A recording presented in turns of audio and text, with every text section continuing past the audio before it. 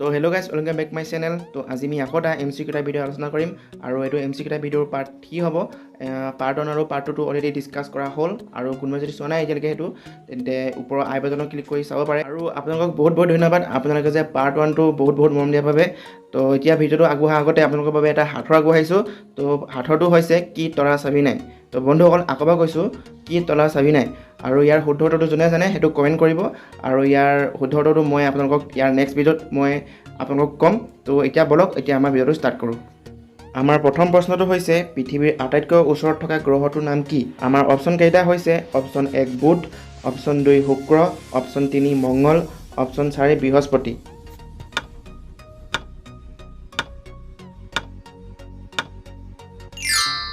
আৰু ইয়াৰ শুদ্ধ উত্তৰ হ'ব অপশ্যন 2 শুক্ৰ গ্ৰহ। আৰু পৃথিৱীৰ পৰা শুক্ৰ গ্ৰহলৈ দূৰত্ব হৈছে প্ৰায় 2.6 কোটি মাইল। 2 নম্বৰ প্ৰশ্নটো হৈছে পানীৰ ৰাসায়নিক সংকেত কি? অপশ্যন কেইটা হৈছে option 1 H3O, option 2 H4O, option 3 HO2, option 4 H2O।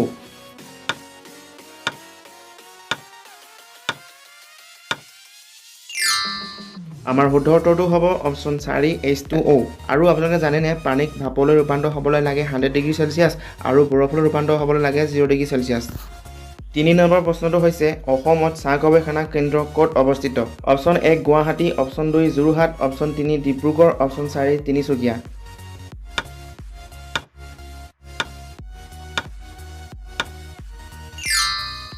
শুদ্ধ উত্তৰটো হ'ব অপশ্যন 2 যোৰহাট। যোৰহাটৰ টোকলাইত চাহ গৱেষণা কেন্দ্ৰ অৱস্থিত আৰু এই গৱেষণা কেন্দ্ৰটো 1911 চনত স্থাপন কৰা হৈছিল আৰু চাহ গৱেষণা কেন্দ্ৰটোৰ ডাইৰেক্টৰ অৰ্থাৎ পৰিচালক আছিল ডক্টৰ এ বাবু। আৰু জানিব পৰা মতে এই চাহ গৱেষণা কেন্দ্ৰটোত উদ্ভিদৰ ৰোগক বাধা দিব পৰা আৰু উদ্ভিদক বৃদ্ধিত সহায় কৰিব পৰা অণুজীৱৰ বিষয়ে লেবসমূহত ৰিচাৰ্চ কৰা হয়। 4 নম্বৰ প্ৰশ্নটো হৈছে অসমৰ আটাইতকৈ ওখ মন্দিৰটো কোনটো? Option 1 Joydoul, option 2 Sivadoul, option 3 Kamakhya, option 4 Hayagriva মন্দিৰ।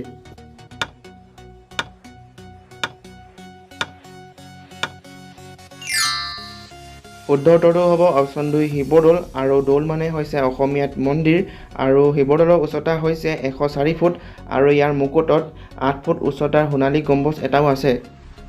5 নম্বৰ প্ৰশ্নটো হৈছে কোচ বংশৰ শ্ৰেষ্ঠ ৰজাজনৰ নাম কি? অপশ্যন 1 চিলাৰায়, অপশ্যন 2 চুহুংমুং, অপশ্যন 3 নৰনাৰায়ণ, অপশ্যন 4 গদাধৰ সিংহ।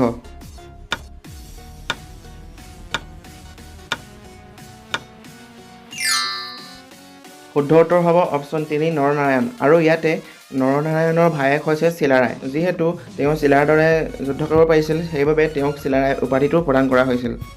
6 নম্বৰ প্ৰশ্নটো হৈছে অসমত দাস প্ৰথা বিলোপ কেতিয়া হৈছিল? অপশ্যন 1 1843 চনত, অপশ্যন 2 1853 চনত, অপশ্যন 3 1847 চনত, অপশ্যন 4 1817 চনত।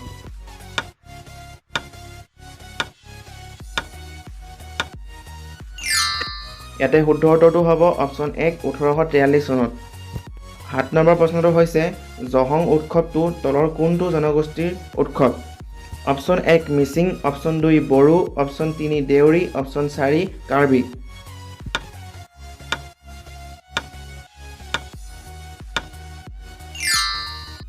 আমাৰ শুদ্ধ উত্তৰটো হ'ব অপশ্যন 4 কাৰ্বি জনগোষ্ঠীসকলৰ উৎসৱ। 8 নম্বৰ প্ৰশ্নটো হৈছে অসমত ক্ৰীড়া দিৱস কেতিয়া পালন কৰা হয়? Option 1 20 October, option 2 17 October, option 3 5 October, option 4 10 October.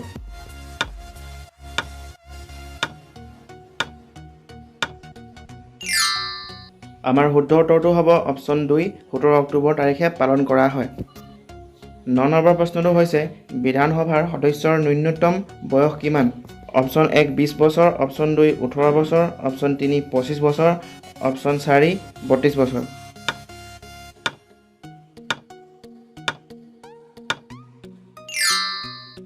আমাৰ শুদ্ধ উত্তৰটো হ'ব অপশ্যন 3 25 বছৰ। অৰ্থাৎ বিধানসভাৰ সদস্য হ'বলৈ হ'লে এটলিষ্ট 25 ইয়াৰ হ'ব লাগিব।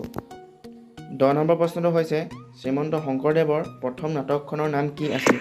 অপশ্যন 1 ৰাম বিজয়, অপশ্যন 2 কালীয় দমন, অপশ্যন 3 শ্ৰীনযাত্ৰা, অপশ্যন 4 পাৰিজাত হৰণ।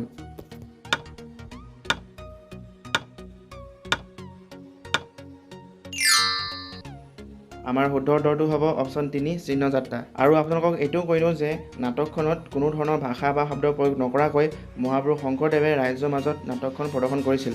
তো আজিৰ ভিডিঅ'টো ইমানেই আছিল যদি ভিডিঅ'টো ভাল লাগিলে তেনে ভিডিঅ'টো লাইক এটা কৰি দিব আৰু যোনে চেনেলটো ছাবস্ক্ৰাইব কৰা নাই সিহঁতে চেনেলটো ছাবস্ক্ৰাইব কৰি ল'ব আৰু যিটো নেকি সাঁথৰ দিছিলোঁ সেইটো সাঁথৰটো কমেণ্ট কৰিবলৈ নাপাহৰিব আৰু ইয়াৰ শুদ্ধটোতো মই ইয়াৰ নেক্সট ভিডিঅ'ত আপলোড কৰিম তো আজিলৈ ইমানতে সামৰিছোঁ জয় আই অসম